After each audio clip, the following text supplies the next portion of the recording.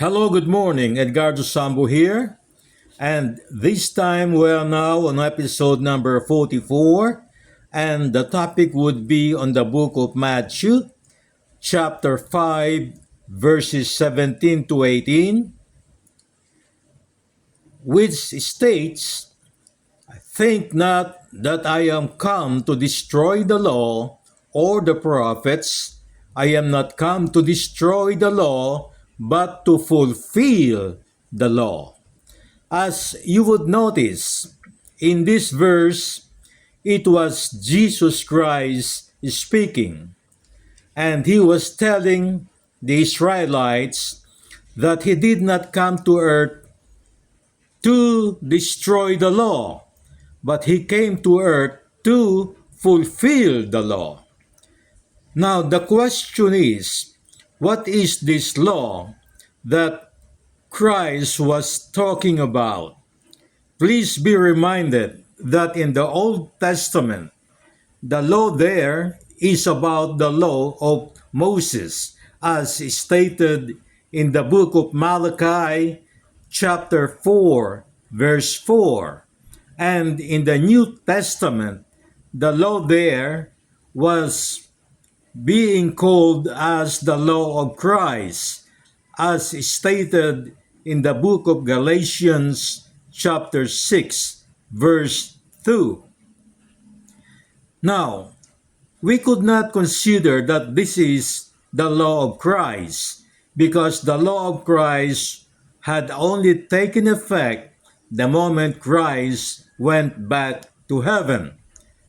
Now, when Christ had stated that he will not abolish the law nor destroy the law, Christ was still here on earth.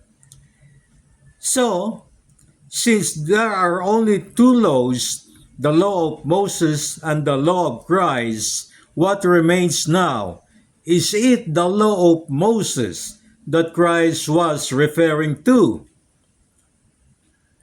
Now, to find out if it is the law of Moses that Christ was referring to, we have to resort to Bible verses.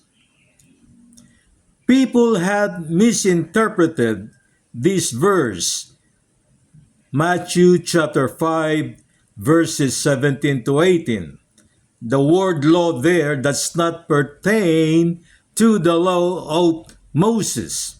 If that law pertains to the law of Moses, why is it then that Jesus himself was disobeying the Sabbath day, which is a Saturday? As you would remember, the seventh day or the Saturday Sabbath is under the law of Moses. The law of tithing is under the law of Moses.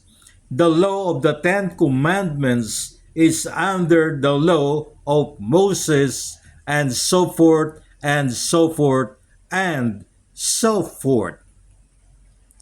Now, if this law that Christ was talking about was the law of Moses, which includes the law of the Saturday Sabbath, why is it then that Christ was obeying the law of Sabbath? And the law of tithing, which is also under the law of Moses, why is it then that in the New Testament, Christ was not implementing the law of tithing? And if it is then the Ten Commandments, which is under the law of Moses, why is it then that in the New Testament, Christ had amended the Ten Commandments? Then it means to say that when it says the law on the book of Matthew chapter 5, verses 17 to 18, that law was not about the law of Moses, and it was not about the law of Christ. So if it is not the law of Moses and it is not the law of Christ, then what law was Christ talking about in this verse? Let us go to the book of John, chapter 5, verses 17 to 18, which states, "Therefore the Jews sought the more to kill him, because he not only had broken the law of the Sabbath, but said also that God was his Father, making himself equal with God." In this verse, Jesus was doing his healing of people during the Sabbath day, which was a Saturday and which was against the law of Moses. This was strictly forbidden during those times. Let me expound on this. During the time of Christ, Christ was healing bedridden people not only on Monday to Friday and Sunday, but Christ was healing bedridden people only on the Saturday, which was the Sabbath day of the Jews during those olden times. And this practice was very strictly forbidden under the law of Moses or under the law of the Jews. So if Christ was referring to the law of Moses on this verse, why was he then doing his healing on the seventh day or on a Saturday, which was forbidden under the law of Moses? So it is very strictly then that Christ was not talking about the law of Moses. Now, if we are going to go in the book of Matthew, chapter 12, verses 1 to 2, it says, "At that time, Jesus went on the Sabbath day through the cornfields, and his disciples were hungry and began to pluck the ears of the corns and to eat. But when the Pharisees saw this, they said unto him, Behold, thy disciples do that which is not lawful to do upon the Sabbath day."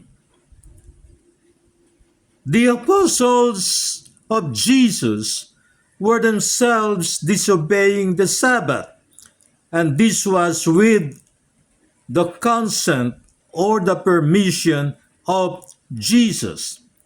This law that was being referred to here was the law that was given by God the Father to Jesus alone to be fulfilled in the book of Luke, chapter 24, verse 24.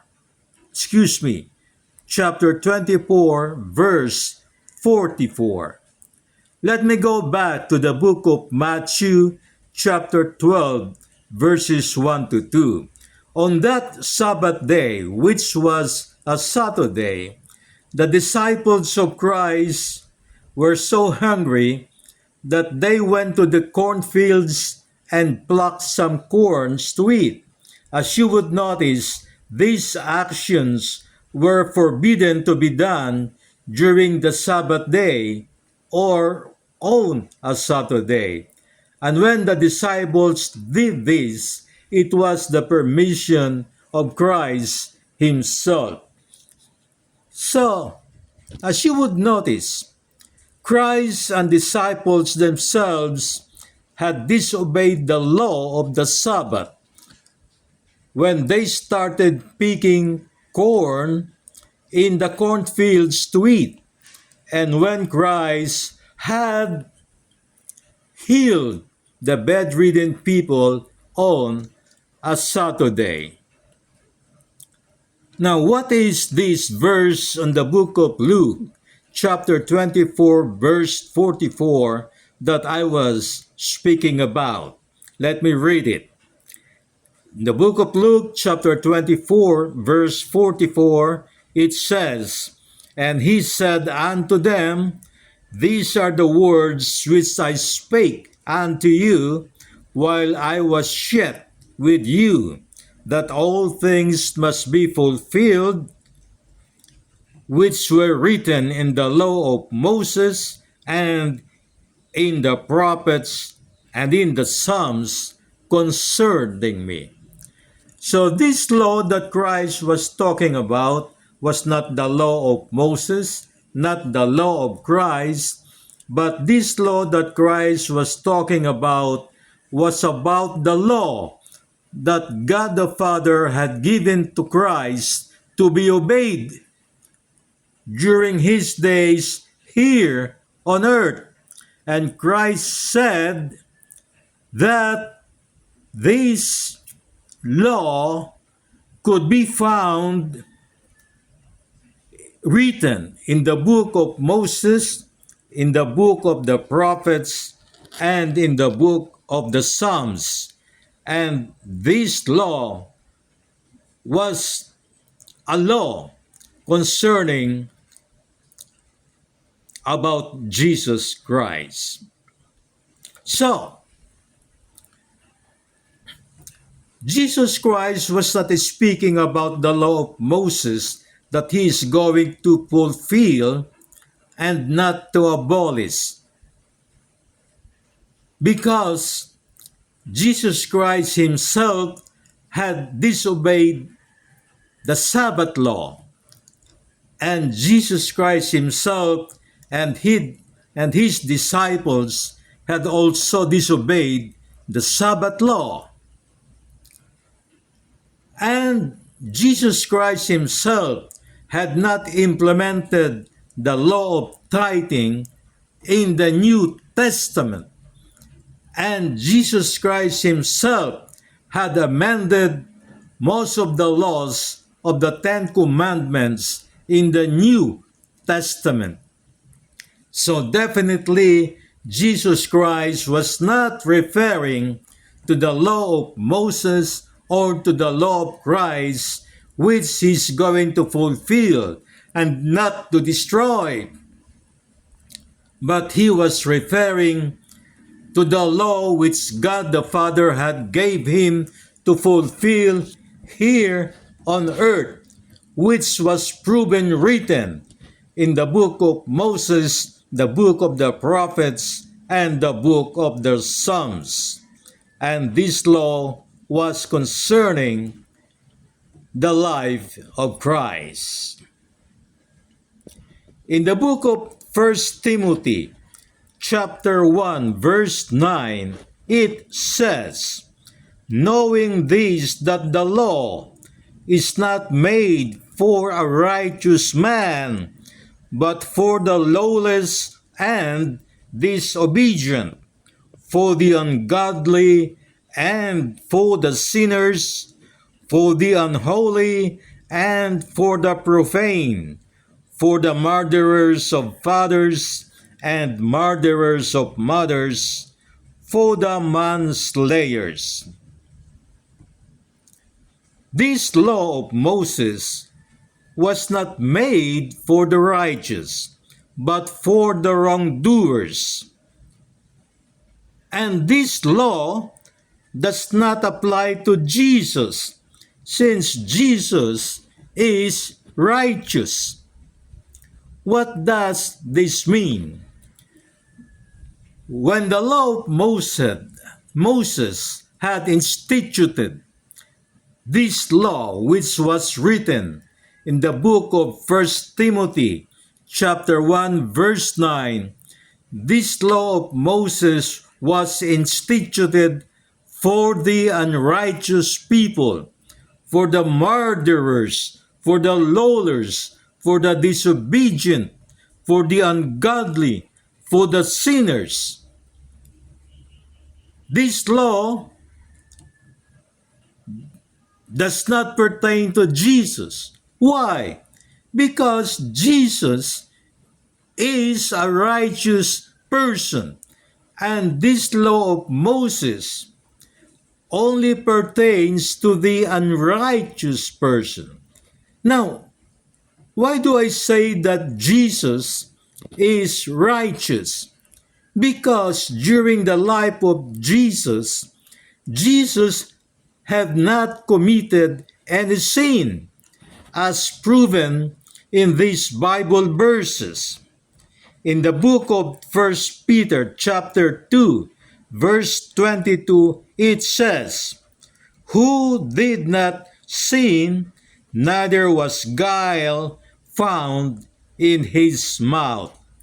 This verse was pertaining to Jesus, who have not committed any sin at all.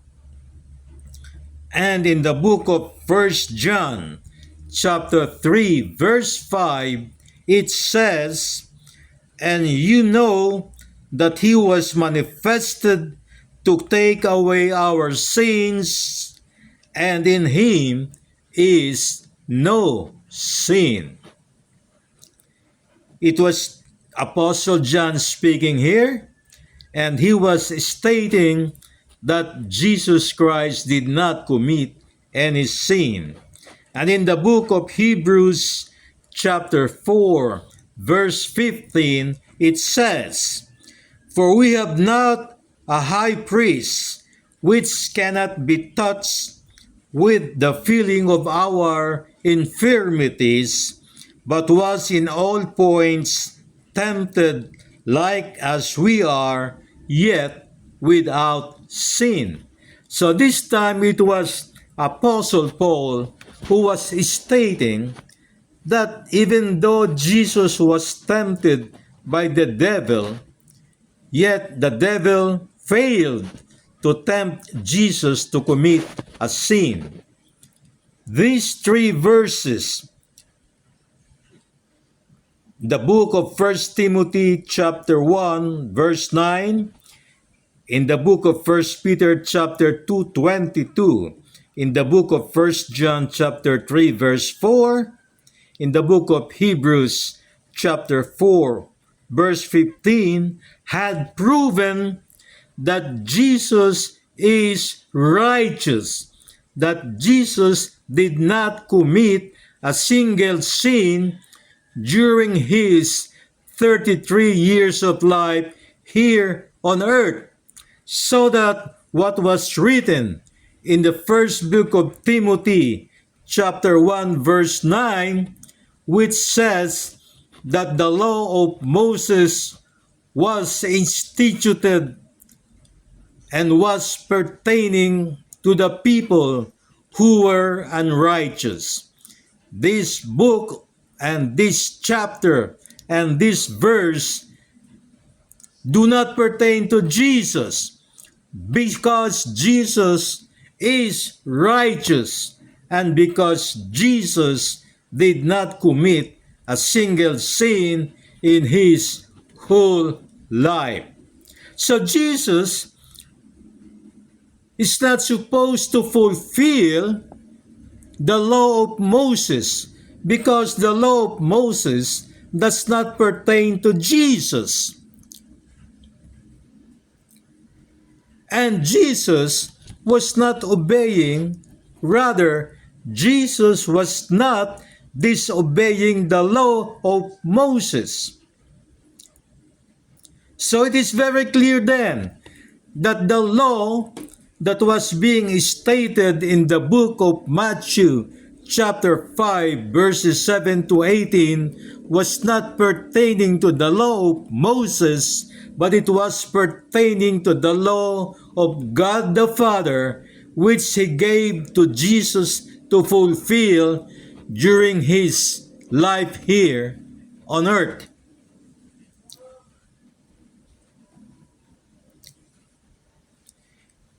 In verses 1 Peter 2:22, 1 John 3:5, and Hebrews 4:15, it was Jesus being mentioned here and was proven that Jesus did not commit any sin during his lifetime, proving that the law of Moses does not apply to Jesus. Let me continue, please. In the book of Hebrews, chapter 10, verse 17, no, excuse me. In the book of Hebrews, chapter 10, verse 7, it says, "Then said I, Lo, I come. In the volume of the book which is written for me, I come to do thy will, O God." This Hebrews chapter 10 verse 7 states that the law being said in the book of Matthew chapter 5 verse 17 to 18 was not the law of Moses, but it was pertaining to the law of God the Father had given to Jesus to fulfill. Because Jesus said that I come here to earth to do the will of God, Jesus said. And the will of God was to follow the law of God which was given to God the Father to Jesus to fulfill, not the law of Moses. In the book of John chapter 19 verse 30, it says, "When Jesus therefore had received the vinegar, he said, It is finished. And he bowed his head and gave up the ghost." When Jesus died, he had fulfilled the law that God the Father gave him. That law that pertains to Jesus was being born in the flesh, circumcised, established his ministry, hung on the cross, and died. That was the law that Jesus came to fulfill and not abolish, not the law of Moses. Let me try to expound on this topic. Lots of teachers of churches had made this mistake that they said we have to fulfill the law of giving tithes. We have to fulfill the law of the 10 Commandments. We have to fulfill to do our worship services on a Sabbath, the 7th day of the week, which is a Saturday, because they said this is the law of Moses, and this law of Moses was the one Jesus was referring to in the book of Matthew chapter 5 verses 17 to 18, when Jesus said, "I did not come here to destroy but the law, but I came here to fulfill the law." So they said Christ did not come here to destroy but to fulfill the law of Moses. That is where they are very mistaken. That is where they are wrong. That is where their teachings are false, erroneous, and not biblical, when they had stated that the law that Jesus was supposed to fulfill and not to destroy what was the law of Moses. No, it wasn't the law of Moses that Jesus was referring to. Jesus was referring to the law of God the Father that God the Father had given to him to fulfill, and that is to be born in the manger, to grow up as a carpenter, to start his ministry at the age of 30 years old, and to teach the Israelites for the next 3 years and to be hanged on the cross and to die on the cross and to resurrect after 3 days. This was the law of God the Father that God the Father had given to Jesus to fulfill in his lifetime, not the law of Moses. And this law of God the Father given to Jesus could be found in the book of Moses, in the book of the prophets, and in the book of Psalms, which you could find in the book of Luke, chapter 24, verse 44. And this law of Moses does not pertain to Jesus, because this law of Moses was instituted for the unrighteous people. Jesus was not unrighteous. Jesus was righteous. That means to say, Jesus did not sin in all his 33 years of life here on earth. That is why Jesus is righteous, and the law of Moses does not pertain to Jesus. So it is very clear then, my Bible-believing fellow Christians, that on the verse in the book of Matthew chapter 5, verses 17 to 18, that law that Jesus was referring to was not the law of Moses. It was the law of God the Father that was given by God the Father to Jesus to fulfill during his 33 years of life here on earth. So let me make it clear then. Do not be mistaken and do not be misled that because there is tithing, there is the 7-day Sabbath, which is Saturday, and these two laws are under the law of Moses, that we are going to fulfill this in the New Testament. No. Jesus did not come here to earth to fulfill this law. Jesus did not come to earth to obey this law. This was the law of Moses.